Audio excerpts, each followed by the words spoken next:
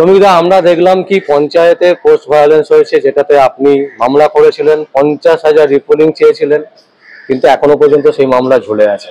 আপনি জানেন কি অবস্থায় আছে। এরপর আমরা দেখলাম লোকসভাতেও ব্যাপক হারে ভায়োলেন্স হচ্ছে, যে কারণে হাইকোর্টে মামলা হয়েছে এবং আজকে প্রিয়াঙ্কা টেবরিওয়াল এসেছিলেন, তিনি লড়েছেন মামলাতে। রাজ্য সরকার থেকে বলা হচ্ছে যে হ্যাঁ স্বীকার করছেন হয়েছে, কিন্তু লাভটা কি হবে? সাধারণ মানুষের কোনো লাভ হবে?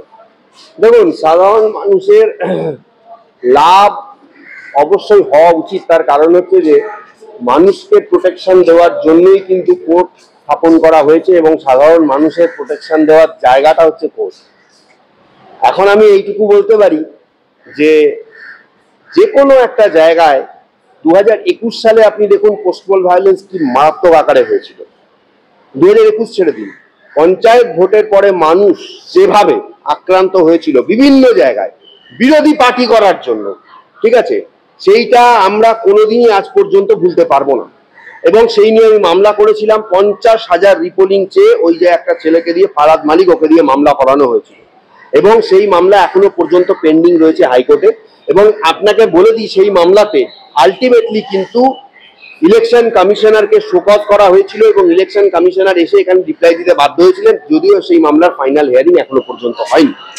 পোস্টপোল ভায়োলেন্সের এর আগের দিন যে মামলা হয়েছিল এবং আজকেও হাইকোর্টে যে মামলা হয়েছে, সেই মামলার পরিপ্রেক্ষিতে আমি এইটুকু বলবো যে আমাদের রাজ্যে বারবার এই যে বিরোধীরা ধাক্কা খাচ্ছে, এই যে বিরোধীরা ভোটের পরে রাজ্য সরকারের বা শাসক দলের রোষের শিকার হচ্ছে, এর পিছনে কারণ হচ্ছে পুলিশি নিষ্ক্রিয়তা, এছাড়া আর কোনো কারণ নেই। পুলিশ ভুলে যায় পুলিশের কাজটা কি। একটা লোকে এফআইআর করলে বা কমপ্লেন করলে পুলিশের সেটা ইনভেস্টিগেশন করা উচিত। আমরা জানি পুলিশ ঘুষ খায়, সবকিছু খায়, কিন্তু এই রাজ্যের পুলিশ হচ্ছে নেতাদের কথায় উঠে বসে, যেটা কিন্তু এখনকার দুর্যুগে দাঁড়িয়ে আমরা সিনেমায় দেখতে পাই ঠিকই, কিন্তু অন্য রাজ্যের পুলিশ কিন্তু এতটা করাপ্ট নয়। বিহার বলুন, উত্তরপ্রদেশ বলুন, তামিলনাড়ু বলুন, যে সমস্ত জায়গায় গন্ডগোলগুলো হতো, ত্রিপুরা বলুন বা ওইদিকে রায়বেরেলি এবং অযোধ্যা, যে জায়গাগুলোয় গন্ডগোল হতো ভোটের সময়, সেই জায়গাগুলো কিন্তু এখন সমস্তভাবে শান্ত। ইলেকশন কমিশনার পুরোপুরি কন্ট্রোল করে নিয়েছে। আপনি দেখবেন লাস্ট 5 বছরের ভোটে এই সমস্ত জায়গায় বিক্ষিপ্ত 2-1টা গন্ডগোল ছাড়া কোথাও কিন্তু সেরকম কিছু হয়নি। এবং এই লোকসভা ভোটে পশ্চিমবঙ্গ ছাড়া কোথাও একটা খুন হয়েছে আপনি দেখাতে পারবেন না। বিহারে কিছু বিক্ষিপ্ত গন্ডগোল হয়েছে, আর খুন মনে হয় 1টা কি 2টো হয়েছে অন্যান্য স্টেটে। এই রাজ্যে কিন্তু অলরেডি 15 জন খুন হয়ে গেছে। 15 থেকে 16,000 বিজেপি সমর্থক ঘর ছাড়া, 6,500 সিপিএম সমর্থক ঘর ছাড়া, প্রায় 5,500 কংগ্রেস সমর্থক ঘর ছাড়া। এছাড়া অন্যান্য দল করার জন্য তাদেরকে যে বেধড়ক মারা হয়েছে, আমি সোশ্যাল মিডিয়ায় দেখেছি, সত্য মিথ্যে জানি না, তবে আমার মনে হয়েছে সত্য। হিরণ হেরে যাওয়ার পর সেখানে যে জিতেছে দেব, সে দেবকে একটা চিঠি লেখে, চিঠিটা সোশ্যাল মিডিয়া দেখিয়েছে। আমি ধরে নিলাম যে যদি সে মুখেও বলে থাকে, কতখানি গ্রিভ্যান্স, যে সে বলছে যে আমার লোকদের ধরে তোমাদের লোকজন মারছে, আমার 70টা লোক হসপিটালে ভর্তি হয়ে গেছে, 150 বাড়ি তোমরা জ্বালিয়ে দিয়েছো, 100 জনের বা 125 জনের মাঠের জমি খুঁড়ে তাদের ফসল সমস্ত কিছু নিয়ে তোমরা চলে গেছো, তাদের মেয়েদের তোমরা ভয় দেখাচ্ছ। কেন এইটা করছো? শুধু তারা বিজেপি করেছে বলে? আমি তো মেনে নিয়েছি তুমি দেব, তুমি জিতে গেছো, তুমি তৃণমূলের এমপি হয়ে গেছো, আমি তো তোমাকে কোনো প্রতিবাদ জানাচ্ছি না, বা আমার কোনো লোক গিয়ে তোমার উপর অত্যাচার করছে না। এটা একটা ইনস্ট্যান্স আপনার কাছে তুলে ধরলাম। আমি জানি না এরপরে উনি কি করেছেন। সৌহার্দ্যের বার্তা আমার মুখ্যমন্ত্রী দিয়েছেন। আমি ধারণা করব আজকে যে মামলা হয়েছে, রাজ্য সরকারের আইনজীবী কিন্তু কার্যত, প্রথমে স্বীকার করতে তিনি চাননি, মামলা যদি আপনি দেখে থাকেন, আমি ছিলাম, আমি বলতে পারি, কার্যত তাকে বাধ্য করেছে হাইকোর্ট। এভিডেন্স সামনে চলে এসেছে, কতগুলো ঘটনা ঘটেছে, কিভাবে মানুষকে মারা হয়েছে, কিভাবে মানুষের বাড়ি ঘর জ্বালিয়ে দেওয়া হয়েছে এবং মাঠের ফসল নষ্ট করে মাঠ খুঁড়ে মাঠকে চাষের অযোগ্য করে দেওয়া হয়েছে, শুধু বিজেপি করার জন্য, সিপিএম করার জন্য এবং কংগ্রেস করার জন্য। সেই পরিস্থিতিতে দাঁড়িয়ে আজকের হাইকোর্টের অর্ডার যথেষ্ট সদর্থক। আমি মনে করি একজন আইনজীবী হিসাবে হাইকোর্টের চিফ জাস্টিস তিনি যথেষ্ট ভালো অর্ডার দিয়েছেন। রাজ্য সরকারের এই যে স্বীকারোক্তি আমি কোর্টের সামনে, তিনি কিন্তু ডেলিভারেট বলেছেন যে হ্যাঁ হয়েছে। রিপোর্ট চেয়ে পাঠিয়েছে হাইকোর্ট, রিপোর্টেই কিন্তু সীমাবদ্ধ থাকবে বলে আমার মনে হয় না। পরের ডেটে পুলিশ রিপোর্ট অনুযায়ী কি কাজ করেছে, কত এফআইআর হয়েছে, সেই অনুযায়ী পুলিশ কি করেছে, যদি ঠিক মতন রাজ্য সরকার রিপোর্ট দিতে না পারে, সেক্ষেত্রে কিন্তু যেরকম শেখ শাহজাহানের কেসে সিবিআই এর কাছে সরাসরি মানুষ অভিযোগ করবে, এই হাইকোর্টের চিফ জাস্টিসের ডিভিশন বেঞ্চ অর্ডার দিয়েছিল, আমার ধারণা সমস্ত আইনের প্রতিবন্ধকতাকে ভেঙে সরাসরি কেন্দ্রীয় বাহিনীর কাছে অভিযোগ করার অপশন হাইকোর্ট চুজ করবে এবং কেন্দ্রীয় বাহিনী মানুষকে হয়তো নিরাপত্তা দেবে, যদি না রাজ্য সরকার তার সঠিক কাজ করে। কিন্তু শ্রমিকরা একটা কথা বলার আছে, যেটা হচ্ছে যে প্রতিটা ইলেকশনের পরেই এই ধরনের যে ভায়োলেন্স হচ্ছে এবং রাজ্য সরকার বলছে এটা শুধুমাত্র টিভিতেই দেখা যাচ্ছে, বিরোধীরা এরকম গুজব প্রচার করছে, কোর্টে যাচ্ছে, কোর্ট থেকে অর্ডার নিয়ে আসছে এবং কোর্টও কিছু কিছু ক্ষেত্রে বায়াস। কি বলবেন? দেখুন, উনার এইটা বক্তব্য, উনারই বক্তব্য শুনতে শুনতে মানুষ ক্লান্ত, কিন্তু উনি কাজ করে দেখিয়েছেন, যার জন্য উনি ভোটটা পেয়েছেন, ওনার দলের লোক ভোটটা পেয়েছে, এটা অস্বীকার করার কোনো জায়গা নেই। 29টা সিটে উনি জিতেছেন। এবং আরো একটা বক্তব্য আমার, যে পোস্টপোন ভায়োলেন্স কিন্তু আগের থেকে অনেক কম হয়েছে আগের থেকে অনেক কম। বিধানসভার পোস্টপোন ভায়োলেন্স বিধানসভা ভোটের পর যা হয়েছিল, গাড়ি পর্যন্ত ভেঙে দেওয়া হয়েছে। একটা লোক একটা টোটো চালায়, সেখানে তার গাড়িতে সে নিজেও জানতো না, কোনোদিন রাত্রির বেলা এসে বিজেপি কোনো সমর্থক তার গাড়িতে বিজেপির পতাকা বেঁধে গিয়ে রেখে দিয়ে গেছিল, সে খেয়াল করেনি, পরের দিন টোটো চালিয়েছে, সেটা তারা দেখেছে এবং বিজেপি সেখানে হেরে যাওয়ার পর তার টোটো ভেঙে গুঁড়িয়ে দেওয়া হয়েছে। তার একমাত্র সংস্থান, তার বাড়িতে বৃদ্ধ বাবা মা রয়েছেন, ঠিক আছে, তার একমাত্র সংস্থানকে নষ্ট করে দেওয়া হয়েছে। সেই ছেলেটা এখন রাস্তায় রাস্তায় ভিক্ষা করে বেড়ায়, আমি তাকে চিনি। এইরকম পরিস্থিতি পশ্চিমবঙ্গবাসী আগে দেখেছে। পঞ্চায়েত ভোটে যা হয়েছে সেটা আমরা দেখতে পেয়েছি। ইভেন পঞ্চায়েত ভোটে এসপির একটা ডাইরেকশন ছিল ভাঙড়ে, যে এসে বলতে হবে কতজন তৃণমূলকে ভোট দিয়েছে। বকলমে পুলিশ তৃণমূল নেতাদের হয়ে বাড়ি বাড়ি গিয়ে কথা বলে এসেছিল এবং সাধারণ মানুষ যখন খেপে যায়, আমার কাছে কিছু লোক এসেছিল, আমি তাদেরকে কিছু আইনি পরামর্শ দিয়েছিলাম এবং বলেছিলাম যে এই এসপির বিরুদ্ধে আপনারা কমপ্লেন করুন, দেখেন যে পুলিশ কিছু করছে না, আপনারা হাইকোর্টে মামলা করুন।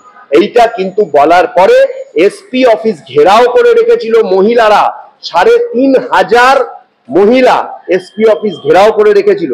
এবং এই ঘেরাও করে রাখার পর দুটো ইনস্ট্যান্স আমি আপনাকে বলছি, সন্দেশখালীতে একই ঘটনা হয়েছিল, যখন নিরীহ মানুষকে পুলিশ তুলে এনেছিল, তারা ঘেরাও করেছিল, কার্যত এসে বড়বাবু স্বীকার করেছিলেন কারোর বিরুদ্ধে কোনো অভিযোগ নেই, মুছ লেখা দেখিয়ে ছেড়ে দিচ্ছি। আর এই ভাঙড়ে হয়েছিল এই ঘটনা, এটা হচ্ছে পঞ্চায়েত ভোটের পর। আর সন্দেশখালীতে যেটা হয়েছে সেটা হচ্ছে শেখ শাহজাহানের ঘটনার সময়কার। তো আমাদের রাজ্যে এই জিনিস কিছু নতুন নয়। মুখ্যমন্ত্রী তিনি সবকিছুকে ছোট ঘটনা বলে বলেন, কিন্তু বলবেন নাই বা কেন? আজকে তার এভিডেন্স যদি আপনি দেখেন, আপনি কোন জায়গা থেকে একটা মানুষকে বিচার করবেন, কোন জায়গা থেকে ডিনাই করবেন? আমি তো আজকে কনফিউজ। আজকে যে সন্দেশখালীতে এত বড় ঘটনা ঘটলো, সেই সন্দেশখালীতে রিগিং হোক, আচ্ছা রিগিং এর তত্ত্ব বিরোধীরা যে আনছে, সেন্ট্রাল ফোর্স কাদের ছিল? সেন্ট্রাল গভর্নমেন্টের। সেন্ট্রাল গভর্নমেন্টটা কারা চালাচ্ছে? বিজেপি। নির্বাচন কমিশন কারা অ্যাপয়েন্ট করেছিল? Central government. এটা সেন্ট্রাল গভর্নমেন্টের ফোর্স। তারা কারা চালাচ্ছে? বিজেপি।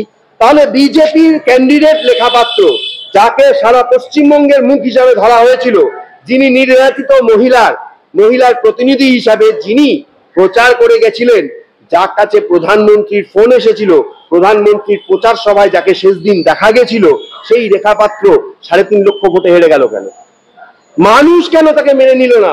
কেন এত দুর্নীতিবাজ, চিটিংবাজ, কয়লা চোর, মানে বালি চোর, শিক্ষা চোর তৃণমূলকে মানুষ 29টা সিট দিল? সব জায়গায় কি আপনার মনে হয় সেটিং? না।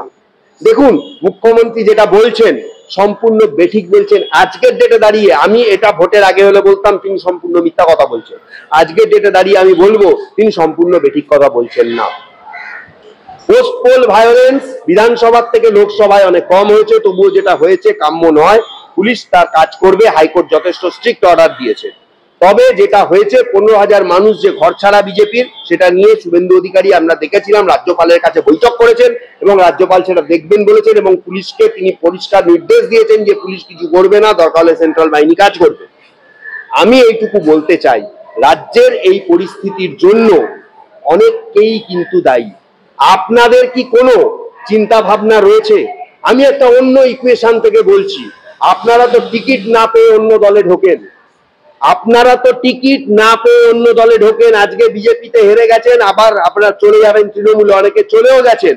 আপনারা একবার ভাবছেন না যে লোকগুলো আপনাদের জন্য প্রাণপাত পরিশ্রম করলো, তাদের লাইফের রিস্ক নিয়ে আপনাদের জন্য মিটিং মিছিল করলো, আপনাদের জন্য মঞ্চ তৈরি করলো, আজকে সেই লোকগুলোকে অন্ধকারে ফেলে আপনারা নিজেরা বাঁচতে ওইদিকে চলে যাচ্ছেন, অন্য দলে গিয়ে নাম লেখাচ্ছেন। আপনাদের কি বিশ্বাসযোগ্যতা আছে? এই বিশ্বাসযোগ্যতা নেই বলে যেখানে জানবেন নরম মাটি সেখানে আঁচড় বেশি হয়। বিশ্বাসযোগ্যতা আজকে বিজেপির নেতাদের নেই বলে আজকে এই পোস্ট পোল ভায়োলেন্স তার জন্য 50% দায়ী। আমি মনে করি, এটা আমার অ্যাসেসমেন্ট।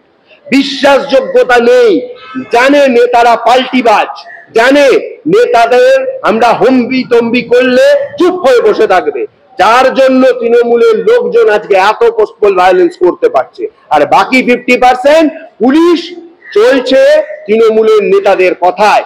এই 100% হচ্ছে কারণ।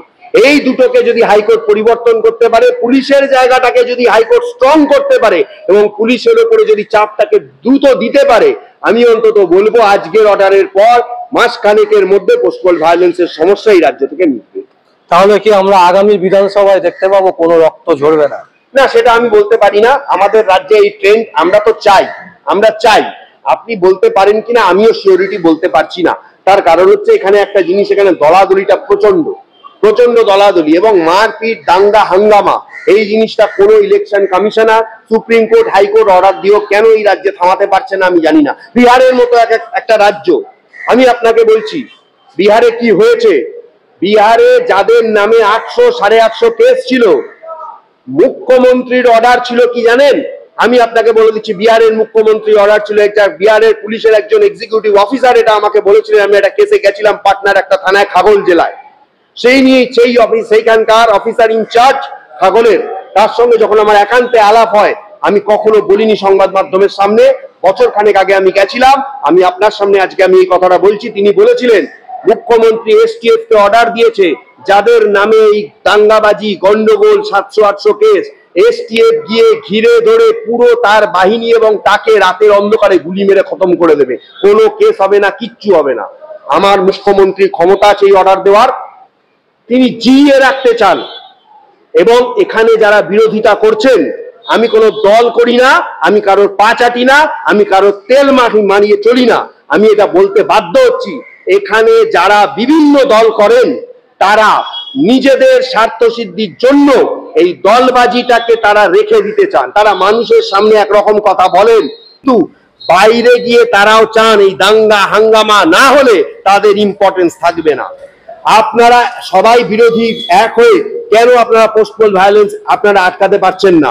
কোথায় সেই নেতারা, যে নেতারা এত বড় বড় ভাষণ দিয়ে গেল? কোথায় সেই বিজেপির নেতা? কোথায় সেই টিএমসি? কোথায় সেই আজকে সিপিএম এর নেতা? কোথায় সেই কংগ্রেসের নেতা? তারা গিয়ে কেন থানা ঘেরাও করছে না? কেন এসপি অফিস ঘেরাও করছে না? তার লোক নিয়ে যাক। আজকে তারা ঠান্ডা ঘরে বসে বড় বড় কথা বলছে। একমাত্র বিরোধী দলনেতা শুভেন্দু অধিকারী, তিনি শুধু ঘুরে বেড়াচ্ছেন, বাকি একটা নেতাকেও কাউকে দেখা যাচ্ছে না। তারা মানুষের কাছে, তারা আজকে তাদের ইম্পর্টেন্সই নেই। আর এইটার সুযোগকে সম্পূর্ণরূপে শাসক দল কাজে লাগাচ্ছে। এই জায়গাটা নেতাদের বুঝতে হবে। বেড়ে গেলেও তাদের দলের লোকদের সঙ্গে তাদের থাকতে হবে এবং শেষ অবধি লড়াই করতে হবে। তবেই পরবর্তী বিধানসভায় রক্তপাতীন বিধানসভা আমরা দেখতে পাবো। শ্রমিকদা, অসংখ্য ধন্যবাদ। দর্শক, আমাদের আর কিছু বলার নেই, আমরা আপনাদের সামনে শ্রমিকদার বক্তব্যটা তুলে ধরলাম যে পোস্ট পোল ভায়োলেন্স যেটা হয় পশ্চিমবঙ্গে, সেই ভায়োলেন্সকে রুখতে গেলে, সেই ভায়োলেন্সকে কমাতে গেলে কি করা প্রয়োজন, এটা কিন্তু একেবারে শ্রমিক বাগচি আপনাদের সামনে তুলে ধরলেন। এবং আপনাদের যদি কোনো বক্তব্য থাকে, কোনো কমেন্টস থাকে, অবশ্যই আপনারা কমেন্ট বক্সে কমেন্ট করবেন। আর দেখতে থাকুন পরবর্তী সংবাদ আবির্ভাবে। আমার নাম বিশ্বজিৎ পাল, সংবাদ আবির্ভাবের জন্য।